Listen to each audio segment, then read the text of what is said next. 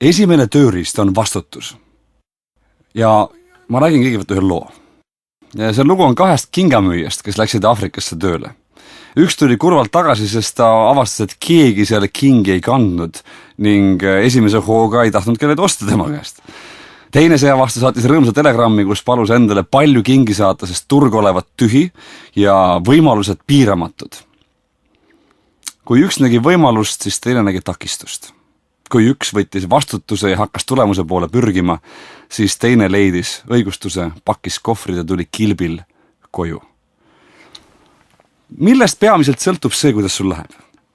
Sõltub see saatusest või paratamatusest või teistest inimestest või asjaoludest või peamiselt sinu enda otsustest ning tegudest. Mõned usuvad, et nende elu ja käekäik sõltub valdavalt välistest teguritest. Teised usuvad aga, et nende saatus on suuremalt jaolt nende endi kätes. Kui sa usud, et inimene on ise oma õnnesepp, siis on mul sinu üle tõeliselt hea meel. Sa oled saavutamise teel läbi vastutuse võtmise juba olulisi samme teinud. Kui sa usud, et sinu saatus ei sõltu eriti sinust, siis on mul ka sulle hea uudis. Sa võid ka teisiti mõelda.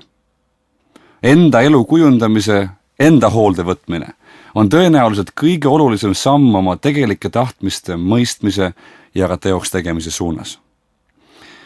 Miks ma usun, et see nii on? Vaata, kui sa usud, et asjaolud ja välised jõud on sinu vastu, siis on tõenäoline, et sa ei julge isegi mitte unistada. Kui sa oled veidi julgem ja usud, et midagi siiski sõltub sinust, siis algab teistsugune stsenaarium. Sa hakkad küll tegutsema, kuid samal ajal pead olema ettevaatlik, sest probleemi otsa komistades võid sa toppama jääda. Kui inimene ei võta vastutust oma elu eest täiel määral enda peale, siis saab ta nii-öelda kingiks kaasa 2 ebameeldivat asja. Esimene on pärsitud loovus ja teine on poolik võimsus. Mõlemad on takistuseks probleemide lahendamisel ning seeläbi ka eesmärkide saavutamisel. Millest ma siis õigupoolest räägin?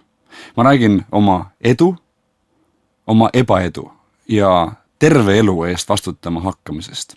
Sa võid mõelda, et tore, ilus jutt, kuid kuidas see siis käib? See käib 3 moel. Esiteks, sa pead tegema selgelt vahelt sellest, mis sinust sõltub ja mis sinust ei sõltu. Ja lõpetama endast mitte sõltuvate asjade peale lootmise ning ka nende süüdistamise. Eriti kui asjad halvasti lähevad.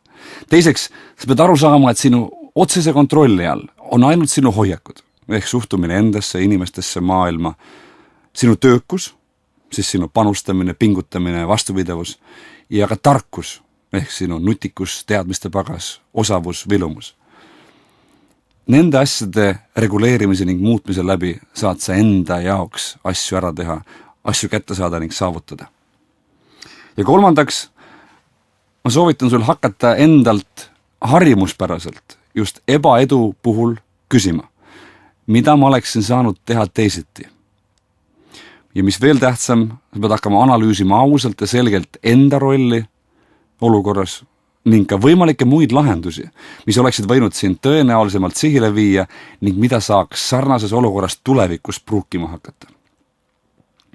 Mis siis juhtub, kui sa vastutuse enda peale võtad? Juhtub 2 head asja. Kõigepealt vallandub sinus loovus. Kui sa tunned, et sa juhid mängu, on sul palju kergem erinevaid takistusi ja raskusi ületada.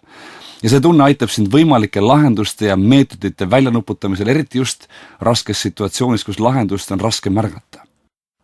Teiseks, tänu loovusele hakkad sa nägema lisavõimalusi ja tänu sellele muutud sa võimsamaks. Mida rohkem sa võimalusi näed, seda reaalsem tundub eesmärkide saavutamine ja probleemide lahendamine. Sul on oma sihini jõudmiseks nüüd mitte 1, vaid mitu erinevat teed. Ja kui üks neist ootamatult ära lõigatakse, saad sa teist pruukida. Ma annan ühe lisamõtte veel siia juurde. Jälgi ennast kõrvalt, juhul kui sa oled pinge olukorras. Kas sa küsid enda käest pigem, on see võimatu ja kas sa näed pigem võimatusi asjani jõudmiseks? Või on see võimalik ja sa hakkad leidma mitmeid võimalusi, kuidas sihini jõuda? Mida see jutt praktikas tähendab? Minu enda jaoks ilmselt kõige enam vist seda, et kui asjad lähevad kehvasti, siis ei ole mõtet õigustama hakata. See on küll enamiku inimeste jaoks esmane ning loomulik reaktsioon, kellelegi ei meeldi ju tunnistada, et me olime lohakad või saamatud või rumalad või nõrgad. Ükskõik, kas tegu on arsti juurde hilinemisega või mineku ära unustamisega, müügiplaani mitte täitmisega või mageda avaliku esinemisega. Miks õigustamine üsna mõttetu tegevus on? Lisaks põhjustele, millest ma just rääkisin, on veel üks. Ma usun nimelt, et õigustamist nähakse tavaliselt läbi ja ma usun ka seda, et enamikul inimestest õigustamine ei meeldi. Ning kui sa tekitad teistes endaga seoses halbu tundeid, siis väheneb nende tahe sinuga koostööd teha või aidata sind. Mida õigustamine veel halba teeb? Ta alandab enesehinnangut ja ajab enamikul meist sisimas nii-öelda juhte kokku või ajud kärssama. Ja tavaliselt ta teeb seda nii, et sa sellest kohe ise arugi ei saa. Mida sina arvad? Kas enamik inimesi peab end valetajaks või mitte? Mina usun, et ei pea.